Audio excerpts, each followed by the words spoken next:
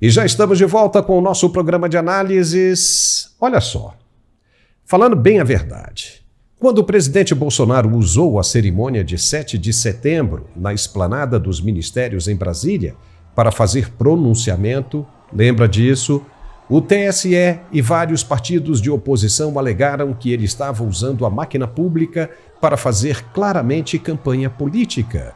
E ele não falou nada dos feitos do governo dele na época.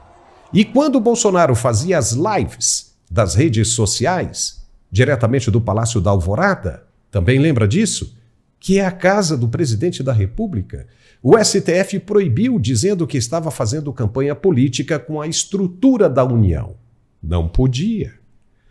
Pois na noite desta segunda-feira, o presidente Lula entrou em cadeia nacional de rádio e TV para falar dos feitos do governo dele e o que pretende fazer de agora em diante, sendo que ele mesmo já deixou claro que é hora de partir para cima em campanha eleitoral, visando aumentar a popularidade e, consequentemente, as remotas chances dele de reeleição.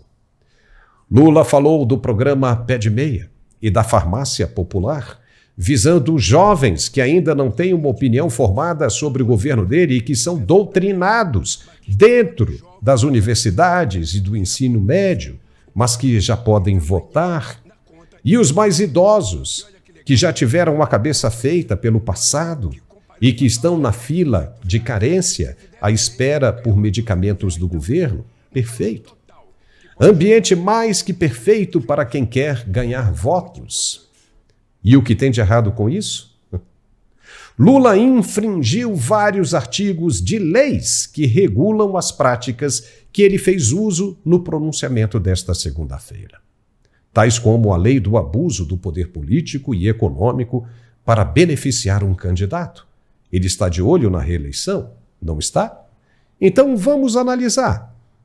Lei Complementar número 64 de 90 é a lei das inelegibilidades, que usaram inclusive contra Bolsonaro. O artigo 1º, inciso 1, a linha D, determina que são inelegíveis por 8 anos aqueles que forem condenados por abuso de poder econômico ou político. O artigo 22 estabelece o procedimento para apuração do abuso de poder econômico, político e uso indevido dos meios de comunicação social. Foi o que Lula fez ontem. Código Eleitoral, Lei 4.737 de 65. O artigo 237 proíbe o uso indevido do poder econômico e dos meios de comunicação social para influenciar o eleitorado. Foi o que Lula fez nesta segunda-feira. Usou os meios de comunicação para falar do que ele fez e do que vai fazer, para influenciar o povo brasileiro, o eleitorado. Ou não foi isso? Também a lei número 9.504 de 1997, a lei das eleições. O artigo 73 trata de condutas vedadas a agentes públicos para evitar que o poder político seja utilizado para favorecer candidatos em período eleitoral ou pré-eleitoral. O artigo 74 proíbe o uso de recursos públicos para campanhas eleitorais de forma irregular. O que foi gasto para mostrar Lula falando o que disse é recurso público. Não foi pago do bolso dele. Se Lula quisesse revelar o que o governo está fazendo, existem várias outras formas sem mostrar a figura do presidente. Mas como o objetivo é elevar a popularidade do presidente para fazer efeito nas eleições do ano que vem, ele teve de aparecer e já começou errando. O deputado Gustavo Gaia, do PL de Goiás, disse que vai entrar com um pedido de investigação nos órgãos oficiais para apurar as irregularidades cometidas por Lula. Ele disse no X, abre aspas, entrarei com um pedido de investigação no TCU contra o Lula após ter claramente usado o dinheiro público para fazer propaganda do governo em rede nacional de rádio e TV. Fecha aspas. Uou! Se fosse com o ex-presidente Bolsonaro, ele não teria a menor chance. Seria pego pela lei da inelegibilidade, como foi. Veja que ele foi condenado por falar no dia 7 de setembro e proibido de fazer as lives da casa dele, no Palácio da Alvorada. Agora, imagine se estivesse falando o que Lula falou ontem. Imagina se Bolsonaro estivesse mostrando, por exemplo, a transposição do Rio São Francisco e enaltecendo as benesses do PIX em ano pré-eleitoral. Você não acha que ele teria os direitos cassados? Então, por que a lei não pode servir para Lula também? São essas coisas que deixam o brasileiro extremamente revoltado e que as autoridades fingem em não ver. Depois ficam por aí perguntando por que odeiam tanto o judiciário, onde e quando começou esse ódio todo, como foi perguntado pelo presidente do STF. A resposta vem dessas situações. A mesma prática serve para condenar um e deixar o outro livre para fazer o que bem entender, ou não é? Ou seja, a lei só serve às conveniências. Para quem achava que não ia dar em absolutamente nada as ações do governo americano contra o judiciário brasileiro, é melhor pensar de novo. Nós dissemos aqui o tempo todo que o procedimento, o comportamento dos magistrados da Suprema Corte deveria ser mudado e, consequentemente, ter evitado o que estava por vir.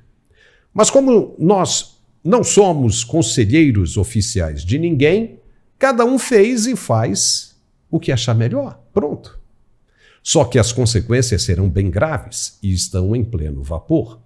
Elon Musk quer saber agora, por exemplo, se o ministro do STF, Alexandre de Moraes, tem algum patrimônio nos Estados Unidos. Ou seja, tudo indica que se ele tem, serão todos confiscados.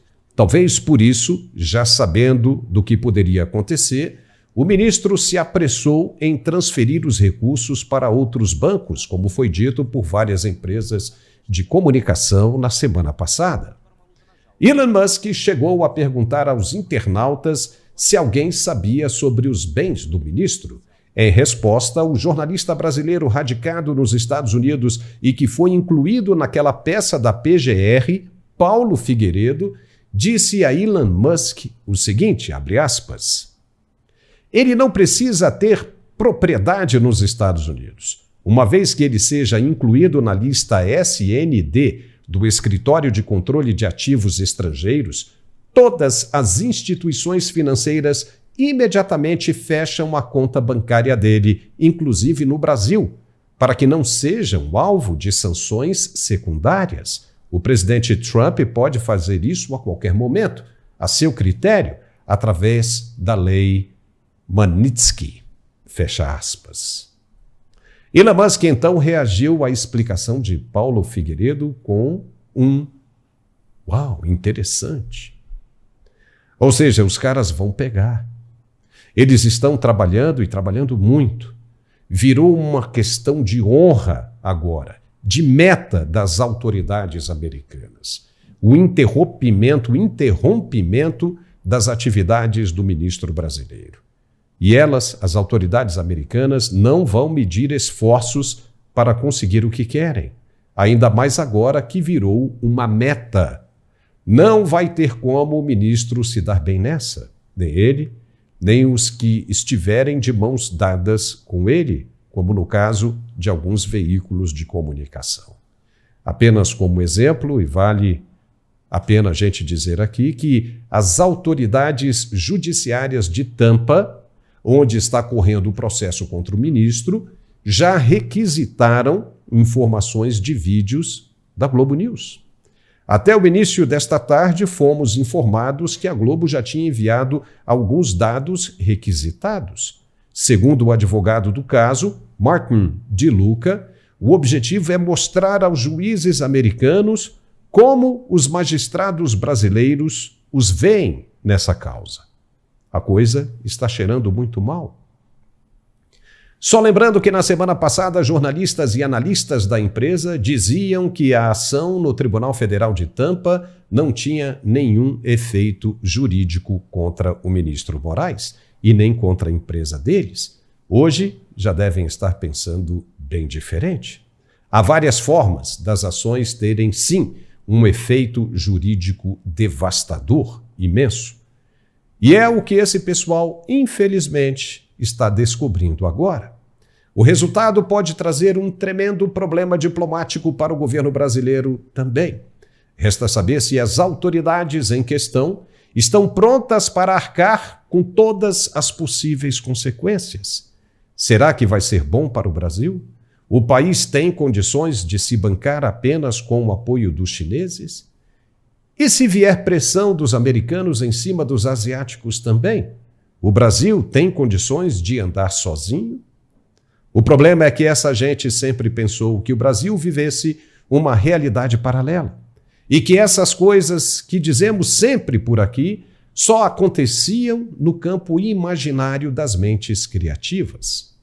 Achava que tudo isso estava bem longe da realidade e agora essas autoridades e os asseclas estão surpresos com o que pode virar essa situação toda.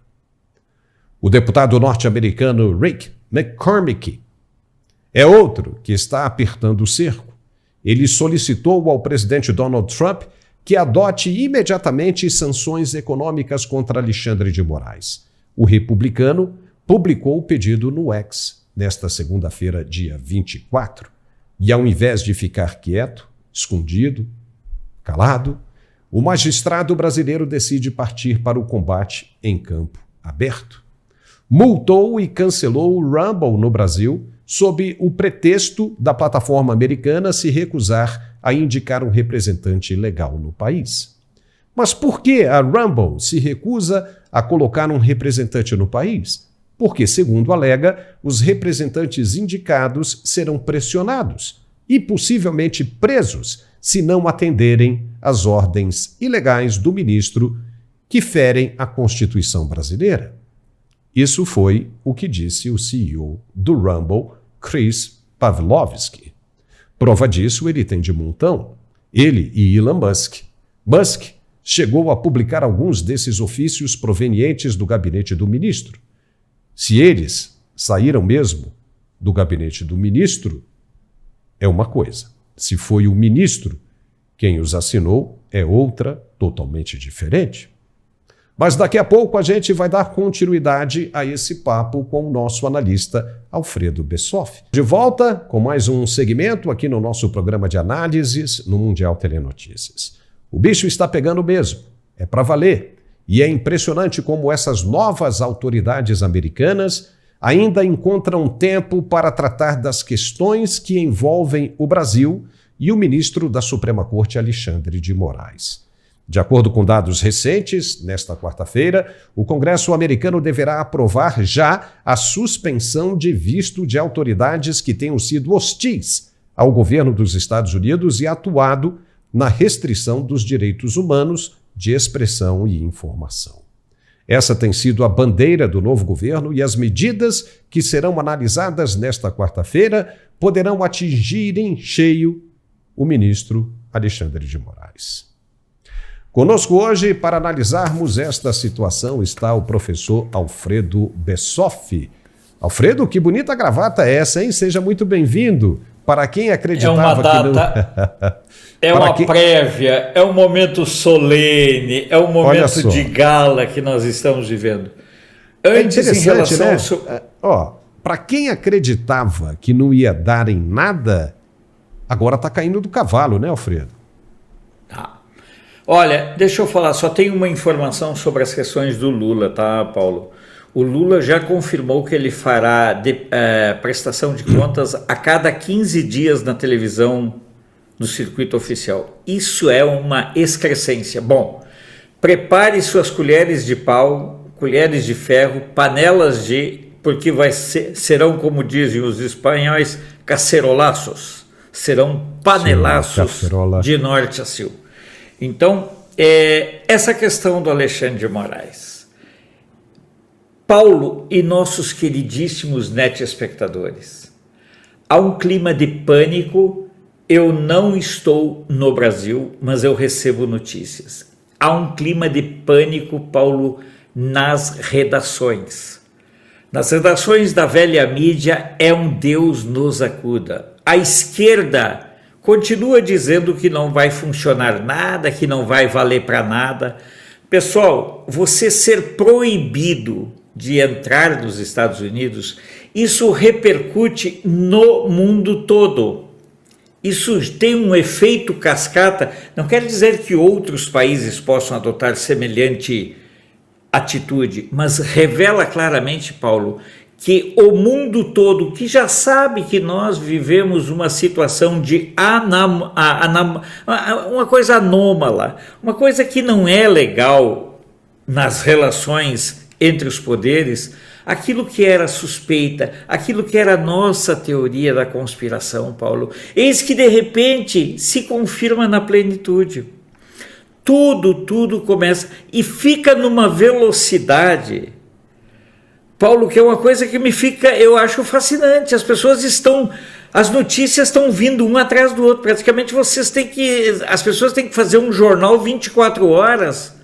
Tal a rapidez. É jornalista em desespero, que nem consegue mais saltitar. Sabe, tem uma jornalista saltitante que ela hoje, quando ela passou o boletim dela, você via uma expressão de angústia, de pavor, porque também pode uma série de ações e de proibição por apologia ao Hamas e outras coisas, até mesmo jornalistas brasileiros e certas redes serem proibidos de entrar nos Estados Unidos. Então, Paulo, a coisa entrou num ritmo alucinante. O que vai acontecer? Olha, o que vai acontecer é uma situação de isolamento total do Brasil. O Brasil ficará totalmente isolado. É igual o que o Paulo Figueiredo colocou, não vai proibir apenas de operar financeiramente com o sistema bancário norte-americano. Vai ter impacto em todo o mundo. Imagina, Paulo, o isolamento dessas pessoas. Imagina a situação. Porque é assim, o ego dessas pessoas, Paulo, ela não é feita do poder que ela exerce no país onde ela está. O ego dessas pessoas é alimentado pelo que eles conseguem fazer fora do país, participar de seminários, cursos, ganhar títulos, fazer seminários, essas coisas. Imagina eles não podendo mais fazer isso. Então, nós estamos diante de uma situação, amanhã será julgado no comitê, depois vai para o plenário. Imagina o nível de desgaste.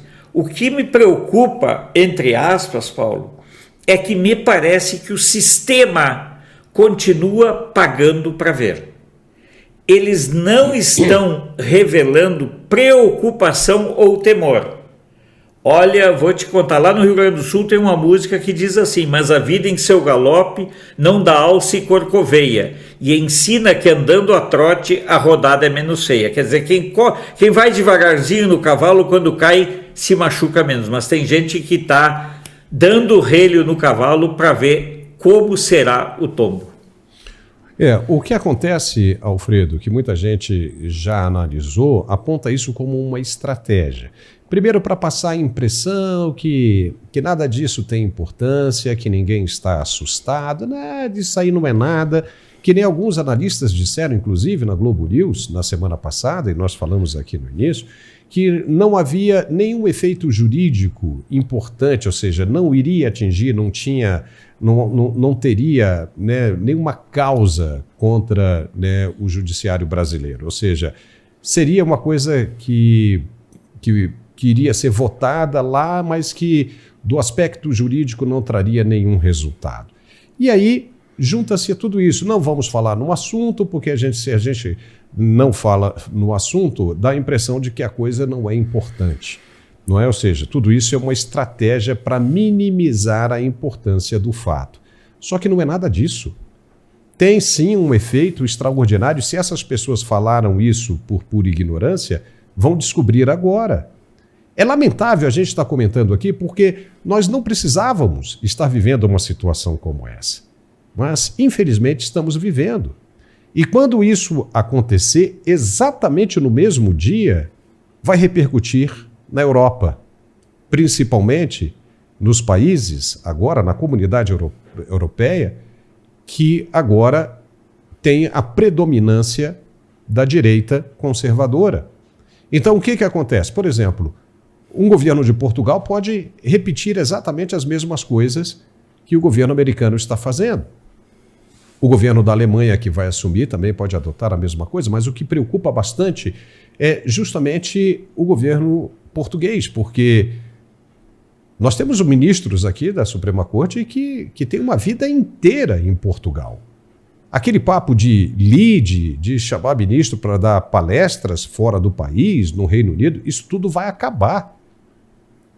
E o que você disse, que também nós comentamos aqui, por exemplo, a suspensão das atividades financeiras, né, ou seja, com essas instituições financeiras no mundo inteiro, também vai acabar. Existe a grande possibilidade de que as bandeiras americanas, ou seja, de cartões de crédito, também suspendam as atividades com essas pessoas que entrarem nessa lista SND. Então, quer dizer, a coisa é muito séria. É muito séria. E mais, se não der resultado do que estão esperando, a corda vai ser apertada cada vez mais. Cada vez mais, Alfredo.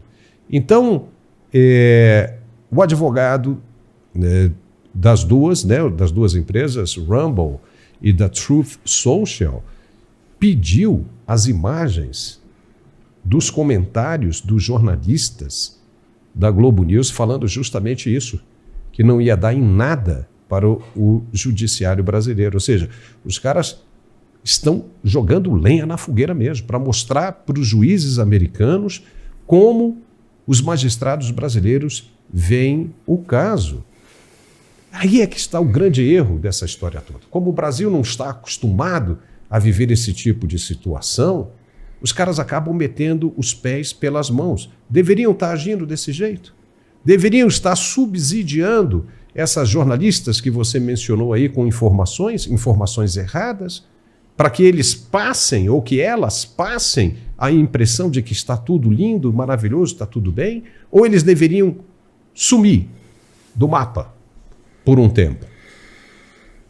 Não é? Eles não têm essa humildade, Paulo. Paulo, eles não têm essa humildade, eles primam pela soberba, têm uma empáfia, têm uma sabedoria suprema. Paulo, é muito interessante isso que você colocou. O jornalista, pessoal, ele não pode saber tudo, ele não tem o dever, ele não pode se arvorar no papel de sabedor de tudo. E o grande problema desses jornalistas, dessa velha mídia, Paulo, é acharem que podem falar sobre fraudemia, podem falar sobre acidente nuclear, qualquer coisa. Tem opinião formada sobre tudo. E esse é um vício de origem na formação dos próprios jornalistas e depois na deformação do caráter dos jornalistas dentro das empresas de comunicação, onde há um incentivo à arrogância, onde há um incentivo à empáfia, onde há um elogio à soberba. Eu tenho muito medo, Paulo, desse momento no qual a gente está vivendo, onde jornalistas passam a ser sentenciadores do que pode e do que não pode, do que é certo e do que é errado. Pessoal, não é esse o papel do jornalista. Nós somos formados numa escola onde cabe ao jornalista noticiar os fatos. A mídia brasileira, dessa velha mídia, nós fazemos jornalismo posicionado. Então, a velha mídia, ela quer noticiar o fato, ela quer acusar, ela quer fazer a defesa, ela quer julgar e quer executar a pena. Paulo, eles vão de ponta a ponta, parece muito uma situação similar que há em outros setores da sociedade brasileira. Mas se nós olharmos, os jornalistas levam as pessoas ao linchamento moral, levam as pessoas ao grande tribunal, ao grande púlpito, ao grande picadeiro, onde essas pessoas serão julgadas, condenadas e executadas. A mídia brasileira Talvez, a exemplo, e eu acompanho isso em nível mundial, a mídia brasileira não é nem melhor nem pior do que a mídia no mundo. Ela é exatamente com o mesmo modo comportamental nos grandes veículos. E aí você tem uma desinformação como estratégia de manter o controle e a dominação. A mídia brasileira, ela vai levar um tombo tão grande, Paulo, mas um tombo tão grande que ela não vai conseguir se levantar. Falo para você com absoluta tristeza até. Mas essa velha mídia, Paulo, ela não se levanta. Quem vai construir espaços de comunicação serão essas plataformas. Podcast, noticiários, jornalismo posicionado e com sensatez. Esse é o futuro da comunicação. Essa comunicação que funciona como assessoria de imprensa, essa comunicação chapa branca oficial subsidiada abertamente, essa está com os dias contados. Ainda falta tirar um pouco de dentro de nós esse apego a certos padrões de comunicação, mas nós vamos conseguir. E é interessante que a coisa é escancarada, né, Alfredo? Os caras já não escondem mais. É como se estivessem desesperados, como fosse a última gota d'água, o último suspiro, ou é agora ou nunca mais. E os caras partem para cima no intuito de convencer os menos esclarecidos, achando que o povo é tolo, e a cada dia que passa, o povo vai vendo mais e compreendendo a real situação. E essa gente ainda quer trazer para os dias de hoje um modelo de governança e de pensamento que ficou lá atrás, no século passado, que funcionou naquela época, porque se acreditava numa coisa que ainda não havia sido testada: o marxismo, o leninismo, o trotskismo. Mas os caras tiveram a oportunidade de colocar em prática e não funcionou, não resolveu.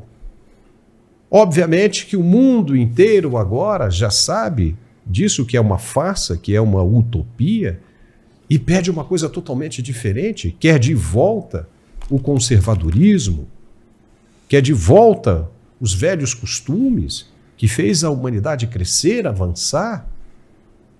E esses caras de hoje querem viver numa época comprovadamente fracassada, Alfredo. Eles continuam lutando. Até quando?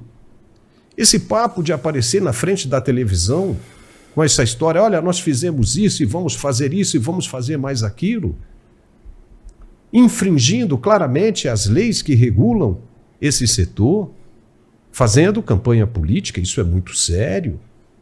Bolsonaro, por muito menos, ficou inelegível. E agora você está dizendo uma coisa dessa, que o Lula a cada 15 dias vai aparecer? Não vai. Não vai. Tem parlamentar se mobilizando justamente para impedir esse tipo de coisa, porque aí é um claro abuso do poder político e econômico. Veja o que fizeram com Pablo Marçal. O tornaram inelegível por 8 anos. Por que a lei funciona para um e não funciona para outro? E os caras ainda assim não percebem, Alfredo. Os caras não percebem. Eu acho que a turma entrou, como eu falei ontem no programa, num ponto sem volta. Point of no return. Que chique, hein? Você viu? Tem um filme bacana. Que chique, hein? Tem um filme bacana sobre isso. Ou seja, agora, deixa eu falar, eu quero complementar uma outra coisa aqui, Paulo, que as pessoas... Isso é apenas a ponta do iceberg, porque vem mais. Eu gostaria de lembrar as pessoas que, da mesma forma como tem esse problema com o Rumble e com o X, a justiça americana fará o mesmo com a JBS. Prepare-se. Olha, as pessoas estão brincando Eu não sei se já aconteceu com alguém dos nossos net espectadores se meter numa briga com alguém além da sua condição. Mas eu penso que essa turma no Brasil, essa turma do Brasil, essa turma do sistema no Brasil, Paulo, ela resolveu se meter com quem não sabe quem é. Ah, não, Elon Musk.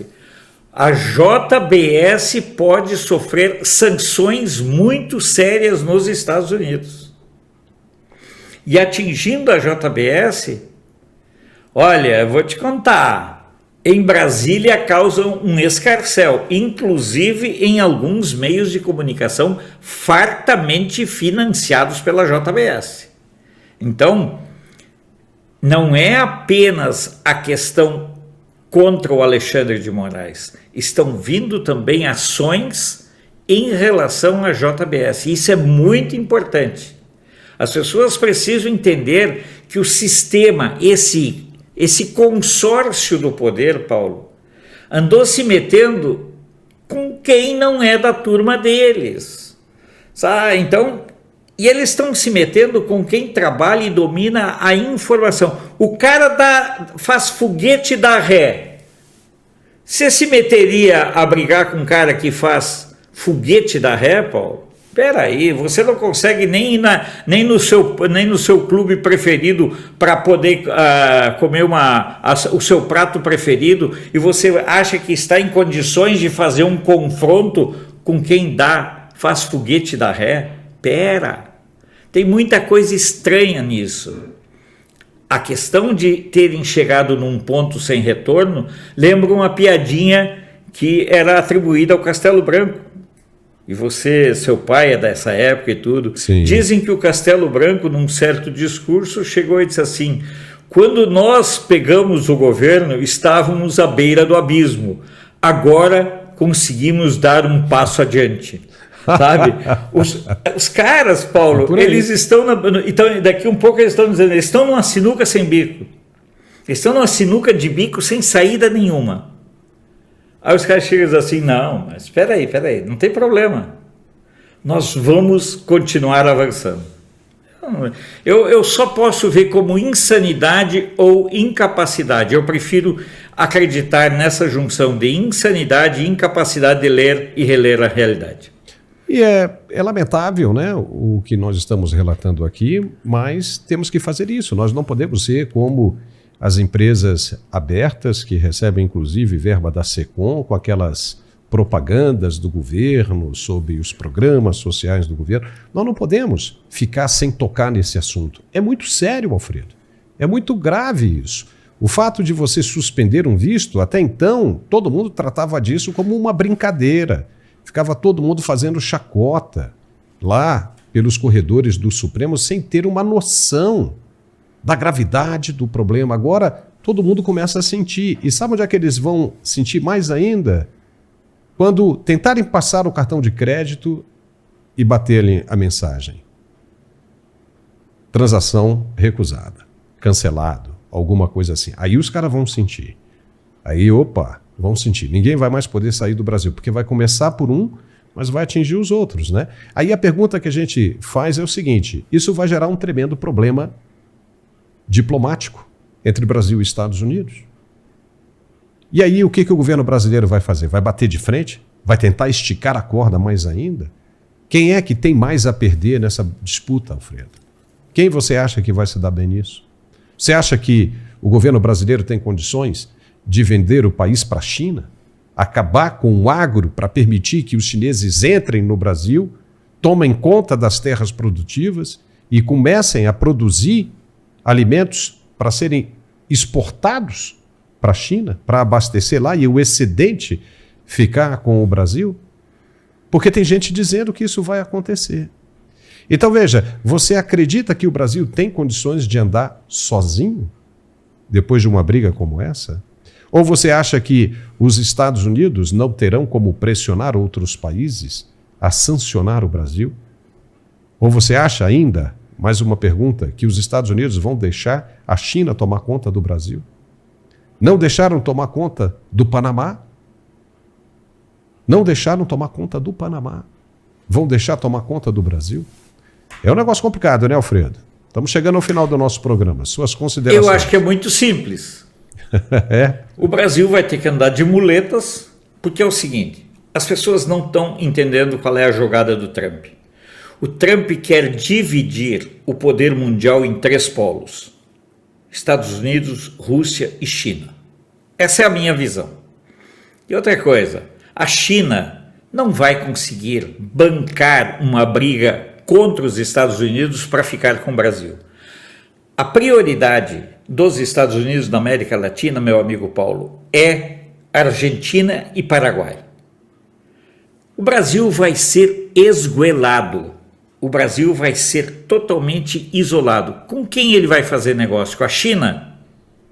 Espera aí. O Putin quer fazer negócios é com os Estados Unidos, já prometeu milhões e milhões de toneladas de alumínio. Ô Trump, toma aqui alumínio, o que mais você quer, certo? Então preste bem atenção, a leitura que o Brasil está fazendo é uma leitura totalmente equivocada, Paulo. É uma leitura leviana, na minha opinião. E perigosa. O Brasil não está vendo que os Estados Unidos, a Rússia e a China estão fazendo uma redivisão do mundo. E que lá na frente, quer queiram, quer não queiram, haverá uma aliança estratégica entre Estados Unidos e Rússia. A União Europeia, Paulo, está num Deus nos acuda. Está um pânico. A União Europeia não sabe o que fazer.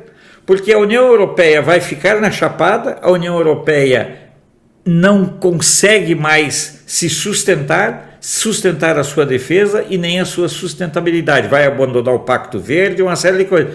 Mas a situação da União Europeia ela é muito reveladora, porque todas as sanções feitas contra a Rússia deram no pé dos europeus. Os europeus estão pagando a conta da guerra da Ucrânia, da invasão da Ucrânia.